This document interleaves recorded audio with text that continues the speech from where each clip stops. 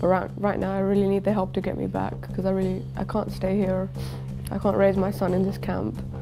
Shamima Begum was radicalized online when she was just 15 years. She left London to be married off to a Dutch ISIS fighter. Now, at 19 years, Begum has lost 3 children who died of illness, and she's stranded in a Syrian refugee camp. Begum has pleaded to be allowed back to the UK, where she was born and raised. But the UK says, hold up. Let's take a listen. Deprivation is a powerful tool that can only be used to keep the most dangerous individuals out of this country, and we do not use it lightly. But when someone turns their back on the fundamental values and supports terror, they don't have an automatic right to return to the UK. We must put the safety and the security of our country first, and I will not hesitate to act to protect it.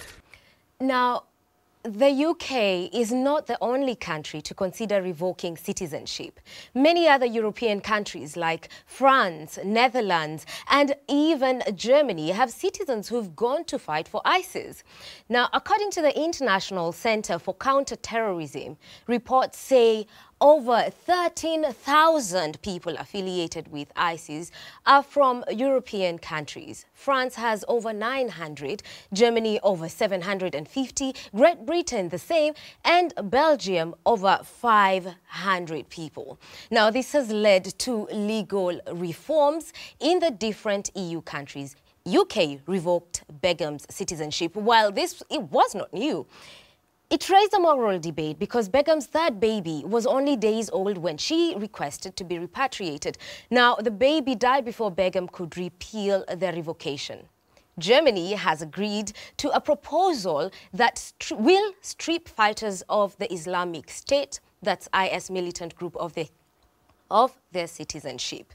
Now, this would only apply to jihadis who are over 18 and who have a second nationality. With me is Clive Baldwin, a senior legal advisor at Human Rights Watch. Thank you so much for joining us, Clive. Let's start with the Begum's case. The young woman left the UK to join the Islamic State. She has shown no remorse 4 years later, and she even said the Manchester attack was retaliation. After all this, she wants to come back. Why should Britain take her back, Clive? First of all, she was a UK citizen, and there's a basic right of every citizen to return to their own country. And then it's for their country to deal with them. So if they've committed criminal offences, they should be investigated and prosecuted. And of course, ISIS committed some of the worst crimes in human history, war crimes, crimes against humanity, possibly even genocide in Iraq. So anyone involved in those crimes should be prosecuted, and those who assisted them. But someone like Begum, who was a child, as you pointed out, she was 15, that should be taken into account. No one has actually accused her of committing criminal offences such as the war crimes. I mean, she still should be investigated. Now, if I may interject here, let's take a look at the argument that UK's Home Secretary Sajid Javid gave on why the citizenship should be revoked. I have been resolute that where they pose any threat to this country, I will do everything in my power to prevent their return. This includes stripping dangerous individuals of their British citizenship. This power is only used in extreme circumstances where conducive to the public good. So, saying that it's for the public good, for the protection of the UK citizens, does it mean that the laws of the UK are so inefficient that they would not protect the rest of the citizens if Begum would be brought back? That's what he appears to be saying. And let's go back to what he was doing. He is a politician taking away an individual's one of their most basic rights, the right to citizenship, the right to nationality, of someone born in the country who had lived in the country until they were 15. So, yes, sometimes citizenship can be taken away, but under international law, there's 2 critical protections. One, You cannot take away someone's citizenship if that will leave them stateless without any citizenship. And that's what appears to have happened with Begum. But also, you cannot take away someone's citizenship when that's arbitrary, because you lose all your rights. And the problems with the UK is, first of all, it's the Minister of the Interior, the Home Secretary, deciding that for clearly political reasons. He says that in his speeches. It's not a judge deciding it as a last resort. And also, it's on these very vague grounds, like conducive to the public good, which can mean anything. So something as fundamental as taking away your citizenship should only be done by somebody independent of government, a judge or similar, and it should be done on very clear grounds and only as a last resort. And taking into account the entire circumstances, such as a child, such as a mother of a newborn British citizen, and the impact that will have. What happens when someone is left stateless? What exactly goes on after someone is declared, okay, you're no longer a citizen of this country? What comes after for this person? Then they're stuck. Because if someone is stateless, there's no country that has to accept them. There's no country that has to protect them. And this is why this is such a crazy idea by some European countries of just stripping citizens of their nationality, because that just leaves them without protection, stuck in somewhere like the Middle East, and therefore subject to more radicalization.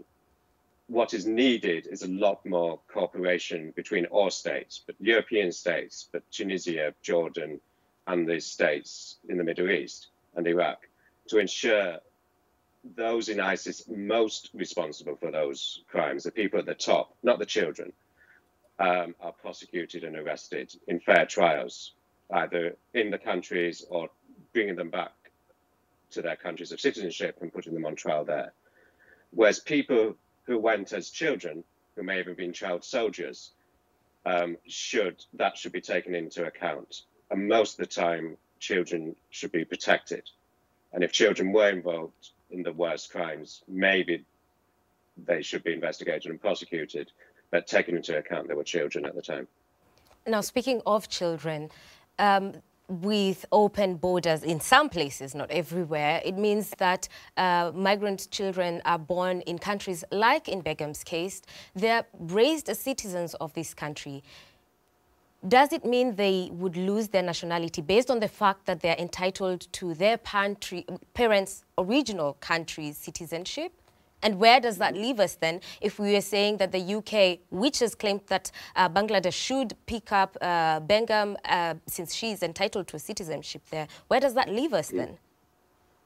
And this is why these decisions about stripping someone of their nationality should be done as a last resort, being proportional and taking everything into account. I mean, it doesn't seem that Begum has Bangladesh nationality. Even if she's entitled to it, she's not claimed it. But still, why should Bangladesh take her? She's never lived there. She has no connection with Bangladesh herself. I think her parents are Bangladeshi. So in those circumstances, she was clearly British, born in Britain. So she is Britain's responsibility. And Begum's father has in fact spoken, saying exactly what you are talking about. Let's take a listen. আমি British সরকারের অনুরোধ করব যে তাই সিটিজেনটা বাতিল না করিয়া তাই সিটিজেনটা আবার ফিরিয়ে দেওয়া হোক আর তাই দুষ্কৃতি করে তে তাইরে ব্রিটিশ নিয়ে শাস্তি দেওয়া হোক। Now, the question I have is, Begum's father is asking for her to come back to the UK and be prosecuted there if she is being accused of anything, right?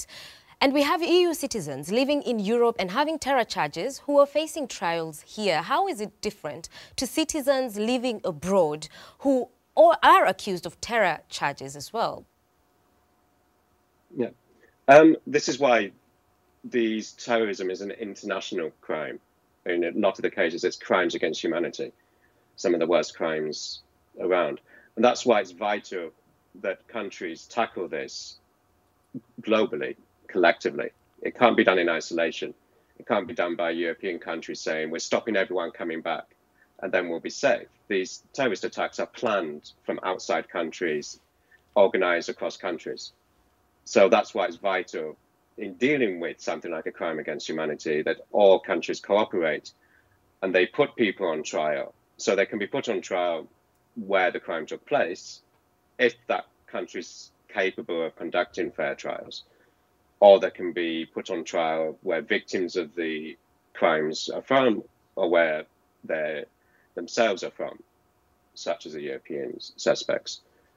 So, but the vital issue is corporations that share intelligence, share evidence, but also ensure countries like Iraq are able and willing to conduct fair trials.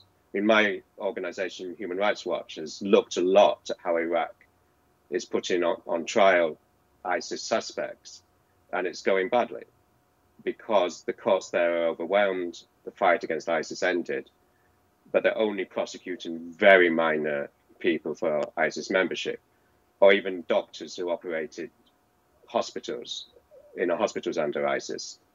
They're not going after the people most responsible for crimes against humanity, war crimes, the massacres, the tortures that ISIS committed.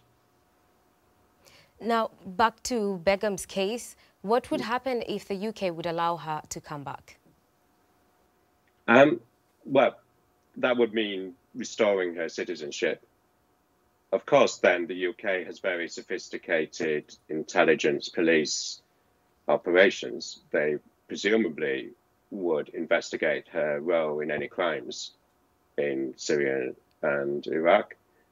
If there's evidence of her involvement, and it's in the interest of justice to prosecute, then she would be. I mean, again, taking into account her age at the time of any alleged offence. And of course, there's other security measures that states can put in place. And it's also addressing issues where radicalisation of Begum seems to have taken place in the UK rather than in Syria or Iraq. So would you say that citizen revocation is not the way to fight terrorism? Citizen revocation should be the last resort. States cutting themselves off from the rest of the world and thinking by keeping some of their citizens out of their country, they can make themselves safe from terrorism is not the way to go. That will leave perhaps thousands of people without stateless stuck in the countries around the world, which is a recipe for more radicalization. Thank you so much for helping us understand this issue. Clive, thank you for your time. Now, if you would like to hear about other issues, feel free to suggest in the comment section below. And don't forget to subscribe to the channel. Until next time, goodbye.